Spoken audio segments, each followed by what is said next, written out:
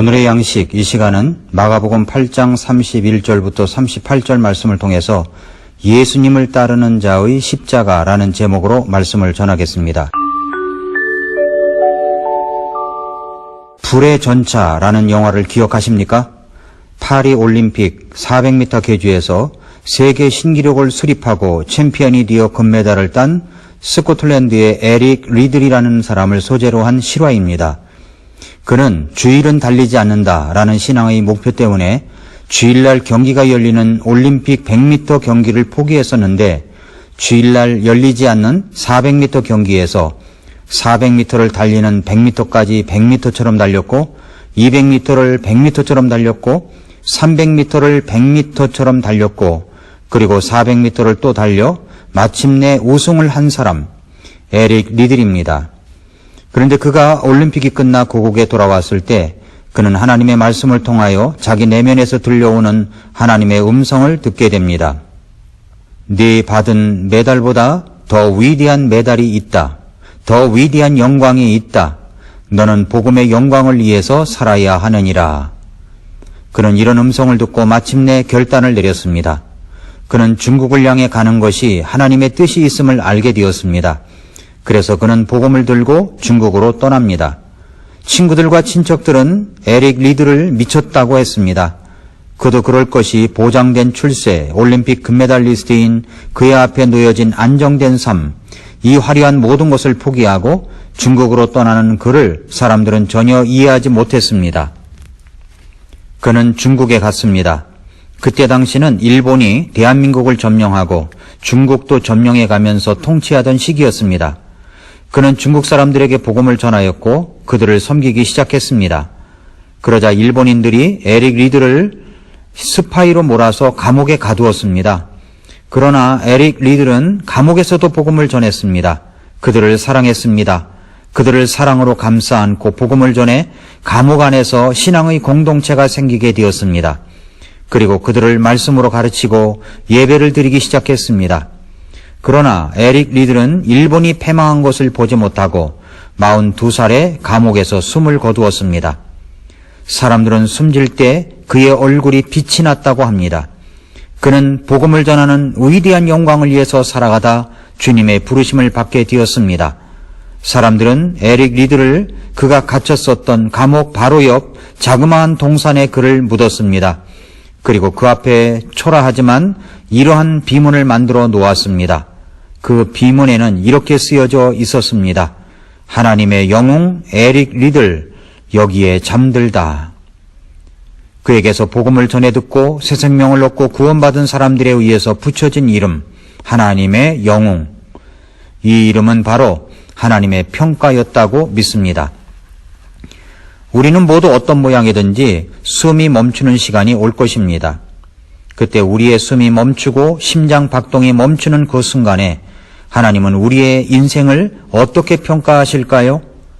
내 인생 속에서 잠시 누렸던 쾌락과 잠시 쥐고 있었던 직분과 권력이 무슨 의미가 있겠습니까? 그렇게 살아왔던 세월이 얼마나 가치가 있고 의미가 있었던 삶이었을까요? 저와 여러분의 인생은 어떻게 결산을 맞이하게 될까요? 에릭 리들처럼 모두 선교사가 되어야 하는 것은 아니지만 내 삶의 현장에서 나는 어떻게 살아야 하나님께서 나를 향해 하나님의 영웅이라는 평가를 해 주실까요? 오늘 본문은 그렇게 살 수 있는 말씀을 우리에게 해 주시고 있습니다. 마가복음 8장 34절에서 그분께서 전에 사람들을 자기 제자들과 함께 불러 그들에게 이르시되 누구든지 나를 따라오려거든 자기를 부인하고 자기 십자가를 지고 나를 따를지니라 라고 했습니다. 예수님을 따라가는 우리들이 하나님의 영웅으로 사랑하기 위한 제자의 조건 무엇입니까? 첫째로 자기를 부인해야 합니다. 누구든지 나를 따라오려거든 자기를 부인하고 자기를 부인하라고 하십니다. 지금 이 세상을 보면 끊임없이 자기를 높이는 시대 속에 살고 있는 것 같습니다.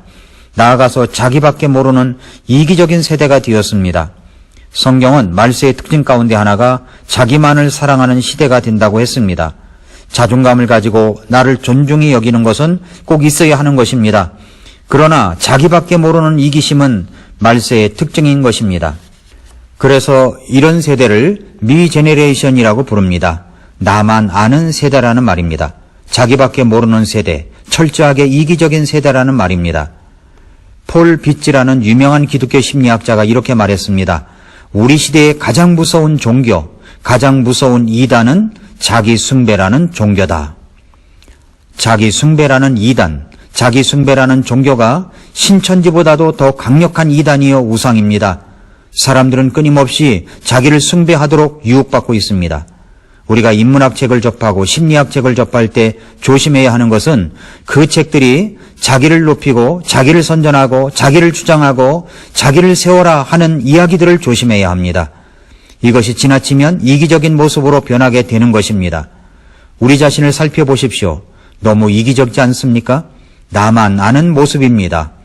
그런데 오늘 말씀은 우리가 이제 예수님을 구세주여 주님으로 영접하였다면 이제 예수님을 따르는 제자가 되어야 한다는 것을 말씀하십니다. 그 첫 번째가 바로 자기를 부인하는 것입니다. 어떻게 자기를 부인할 수 있습니까? 내가 분명하게 구원받았다면, 그래서 예수님이야말로 나의 주인이시고 구세주시고 그리스도이시다라는 고백이 확실하다면 나는 이제부터 내 인생의 주인이 내가 아닙니다. 내 인생의 주인은 이제부터 예수님이십니다.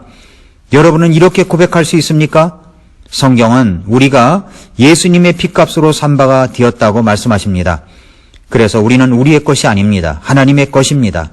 예수님의 보배로운 피로 말미암아 나를 구원해 주셨습니다. 이제부터 나는 하나님의 자녀로서 살아갑니다. 내 삶의 주인은 예수님이십니다. 이런 고백이 확실하다면 예수님이 주인입니다. 자기를 부인하라는 것은 예수님이 주인이심을 확실하게 고백하고 그 주인이 인도하는 대로 살아가는 것입니다. 그것이 자기를 부인하는 것입니다. 둘째로 자기 십자가를 지라고 하십니다. 누구든지 나를 따라오려거든 자기를 부인하고 자기 십자가를 지고. 목사님이 누구든지 자기를 부인하고 자기 십자가를 지라고 하니까 어떤 자매님이 십자가 목걸이를 앞에 걸고 있다가 등으로 휙 넘기면서 목사님 이렇게 하면 되는 건가요? 라고 묻더랍니다. 목걸이 뒤로 지라는 말이 아니지요. 십자가를 지라고 하면 고생이나 진탕하라는 말처럼 들릴 수도 있습니다. 고생 보따리라고 생각합니다. 남편이 속을 썩이면 저 인간이 내 십자가야 라고 말합니다. 자식이 속을 썩이면 저 자식이 내 십자가라고 말을 합니다. 물질이 없어 고생을 하면 그 물질 없는 것이 내 십자가라고 말을 합니다. 그러나 그러한 것이 아닙니다. 오늘 본문 말씀에는 누구든지 나를 따라오려거든 자기를 부인하고 자기 십자가를 지고 라고 했는데 누가복음 9장 23절에는 어떤 사람이 나를 따라오려거든 자기를 부인하고 날마다 자기 십자가를 지고 나를 따를지니라 라고 했습니다. 날마다 자기 십자가를 지라고 하십니다. 그렇다면 어떻게 사는 것이 십자가를 지는 삶일까요? 로마서 6장 10절을 보면 그분께서 죽는 것을 통해 친히 죄에 대하여 단 한 번 죽으셨으나 살아계심을 통해 친히 하나님께 대하여 살아계시나니 라고 했습니다. 그 다음 11절은 십자가를 적용시킨 삶은 어떻게 살아야 하는지를 말씀하십니다. 이와 같이 너희도 너희 자신을 죄에 대하여는 참으로 죽은 자요 하나님께 대하여는 예수 그리스도 우리 주를 통해 산자로 여길지어다 라고 했습니다. 이 말씀을 잘 적용해야 합니다. 예수님께서 십자가에서 나를 대신하여 돌아가셨습니다. 그렇다면 그가 죽으셨을 때 나도 거기에서 죽은 것입니다. 십자가를 적용시킨 삶이라는 것은 죄를 짓는 일에 대해서는 나를 죽은 자로 여겨야 된다는 말씀입니다. 내 욕심, 헛되고 헛된 내 허영, 이런 모든 죄 짓는 부정적인 삶의 사건과 방향을 향해서는 나를 항상 죽은 자로 여기라는 말씀입니다. 그러나 예수님은 죽으셨을 뿐만 아니라 다시 살아나셨습니다. 하나님과의 새로운 관계 속에서 들어가시기 위해서 다시 부활하셨습니다. 그의 죽음이 나를 위한 죽음이었듯이 그의 부활도 나를 위한 부활이었습니다. 주님이 다시 사셨을 때 나도 다시 산 것입니다. 자신을 죽은 자로 여기는 것처럼 이제는 하나님에 대해서는 하나님의 비전과 하나님의 기대와 하나님의 꿈과 하나님의 복음을 위한 일에 대해서는 우리 자신을 산 자처럼 여겨야 하는 것입니다. 죄를 지을 일에 대해서는 우리는 죽은 자입니다. 여러분은 이것을 믿습니까? 하나님과의 관계에 대해서는 산 자로 여기는 것입니다. 이것이 십자가를 적용시킨 삶의 모습입니다. 죄를 지을 어떤 유혹이 있으면 나는 이미 십자가에서 죽었다를 생각해야 합니다. 그리고 나를 부족한 것 투성이고 없는 것도 많지만 하나님의 꿈을 이루고 복음의 사명을 이루고 나아가는 일에 대해서는 산자로 여기는 것입니다. 부활한 자로 여기는 것입니다.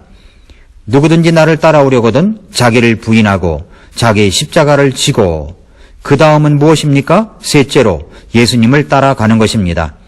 누구든지 나를 따라오려거든 자기를 부인하고 자기 십자가를 지고 나를 따를지니라 라고 했습니다. 나를 따르라는 이 말은 지속적으로 주님을 따라가는 것을 말합니다. 그리고 내 생명 다할 때까지 한평생 주님을 따르라는 말씀입니다.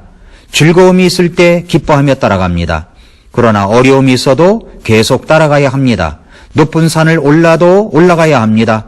골짜기를 갈지라도 따라가야 합니다. 푸른 초장으로 인도해도 물론 따라갑니다. 오늘도 우리는 그렇게 주님을 따라가는 것입니다.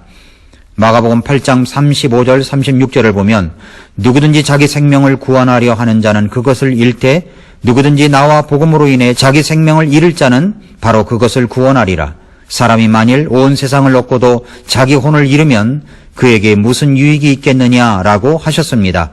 주님과 복음을 위해서 목숨을 잃는 자는 결국 얻는다고 했습니다. 이 세상 모든 것을 다 얻는다고 할지라도 우리 주님 앞에 설 때 주님이 인정해 주지 않는다면 그것이 무슨 소용이 있겠습니까? 내가 비록 이 세상을 살아갈 때 바른 교리와 믿음을 갖고 살아가면서 교회를 세우며 복음을 전하는 데 최선을 다할 때 좀 불편하고 부당한 대우를 받고 사람들에게 멸시와 천대를 받는다고 할지라도 우리 주님께서 나를 보실 때 너는 나의 영웅이야, 하나님의 영웅이라고 하신다면 이것이 우리의 모든 것이 되어야 하지 않겠습니까? 그런데 여러분 이것을 아십니까? 우리 주님께서 말씀하신 마가복음 8장 38절처럼 그러므로 누구든지 이 음란하고 죄 많은 세대에서 나와 내 말들을 부끄러워하면 사람의 아들도 자기 아버지의 영광 중에 거룩한 천사들과 함께 올 때에 그를 부끄러워하리라 하시니라고 하셨는데 주님을 위하여 살아가는 것, 주님의 몸된 교회를 위하여 살아가는 것, 복음을 전하는 것을 기뻐하고 감사하며 살아가는 것을 부끄러운 일인 양 물러나 있다면 주님께서도 그날 우리 주님 앞에 서는 날 당신을 부끄러워하실 것입니다. 사랑하는 성도 여러분, 우리는 예수님을 믿고 구원받은 자라면 예수님을 따라가는 자가 되어야 합니다. 자기를 부인하고 자기 십자가를 지십시오. 그리고 예수님을 계속 따라가십시오. 그날 주님 앞에 서는 날 당신을 하나님의 영웅으로 불러주실 것입니다.